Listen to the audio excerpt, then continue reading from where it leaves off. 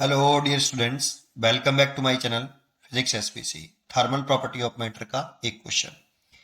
mkg ice is being heated from minus के T1 D Celsius to T2 D Celsius and variation of its temperature T along with heat input Q as on.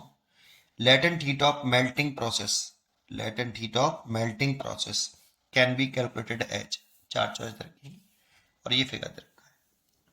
देखो, आपका ice solid state है, ये आपकी ice है जो कि एक सॉलिड स्टेट होती है, ठीक है। और ये इस समय टेम्परेचर है इसका माइनस का T1 D सेल्सियस। जानती हो, आपका स्टेट चेंज होती है मेल्टिंग पॉइंट पर, जो कि एक कांस्टेंट टेम्परेचर होता है। तो यहां से यहां तक पहले हमें कांस्टेंट टेम्परेचर लाना पड़ेगा जीरो। आइस का मेल्टिंग पॉइंट होता है 0 डिग्री सेल्सियस, तब स्टेट चेंज होती है आपकी। इसीलिए पहले आइस को हमें किस पे लाना पड़ेगा, ice eight 0 degree Celsius. Temperature fall हुआ है, वो टेम्परेचर इंक्रीज हुआ है, माइनस के T1 से 0 हुआ है, तो इसमें हीट एनर्जी जो होगी Q1 लगी है बेटा। देखो 0 to Q1, ठीक है। कितनी, m specific heat of ice into delta T. इतनी हीट एनर्जी इसने आइस ने एब्जॉर्ब करी होगी, ये एब्जॉर्ब्ड हीट एनर्जी है जो आइस ने एब्जॉर्ब करी होगी, आइस ने ली होगी 0 डिग्री सेल्सियस पर आने के लिए, ठीक है। दैट मीन्स यहां से यहां तक ये Q1 हो गई, ये Q1, ठीक है। अब 0 डिग्री सेल्सियस पर जब आपकी कोई सॉलिड है, दैट मीन्स आइस एक सॉलिड है, ये कन्वर्ट होती है लिक्विड में, दैट मीन्स वाटर में कन्वर्ट होगी। तो जब ये कन्वर्ट होगी तो ये मेल्टिंग पॉइंट पर होगी। ये कांस्टेंट टेम्परेचर होता है मेल्टिंग पॉइंट, और आइस के लिए जो मेल्टिंग पॉइंट होता है वो 0 डिग्री सेल्सियस होता है और कांस्टेंट टेम्परेचर पर होता है। जब ये कन्वर्ट होता है तो ये हीट एनर्जी लेता है, हीट एनर्जी लेता है मतलब एब्जॉर्व करता है, हीट एनर्जी एब्जॉर्व करेगा। कितनी करेगा, mass of latent heat of fusion, इतनी एनर्जी ये एब्जॉर्व करेगा, इतनी। तब ये आइस मेल्टिंग आइस मेल्ट होके वाटर में कन्वर्ट होगा, ये लेटेंट हीट ऑफ फ्यूजन, इसी की वैल्यू पूछ रहा है हमसे, है ना।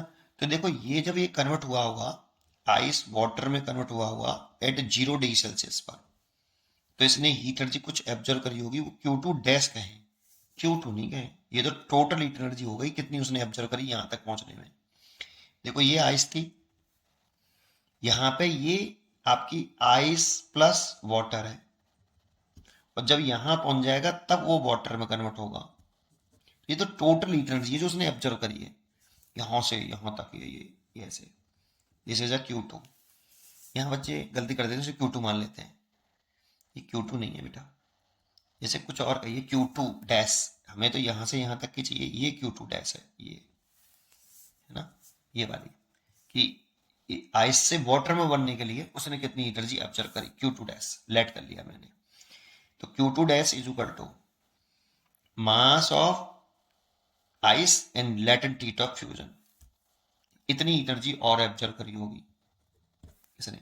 तो देखो वाटर में आ गया 0 डिग्री सेल्सियस पर, 0 पे चल रहा है यहाँ पे, फिर ऊपर जाएगा। अब यहाँ पे ये वाटर में कन्वर्ट हो गया, ये यहाँ से यहाँ तक ये वाटर पे टेम्परेचर राइज कर रहा है, और स्टीम में कन्वर्ट होगा बॉइलिंग पॉइंट पे जाके। बॉइलिंग पॉइंट पे जाएगा तो इसलिए टेम्परेचर बॉइलिंग पॉइंट के बाद ये स्टीम में कन्वर्ट होगा। अब यहीं तक चर्चा करनी है हमें, तो उसने टोटल हीट एनर्जी कितनी एब्जॉर्व करी, टोटल हीट एब्जॉर्ब्ड कितनी, Q2 कर रहा है, देखो ये नहीं Q2। तो टोटल हीट एनर्जी जो एब्जॉर्व करी वो Q2 है, कितनी, Q1 प्लस Q2 डैश, इतनी, ठीक है। तो यहां से Q2 डैश निकाल लो आप, Q2 dash is equal to Q2 minus Q1, और ये वाली वैल्यू इस इक्वेशन में पुट कर दो फ्रॉम इक्वेशन फर्स्ट।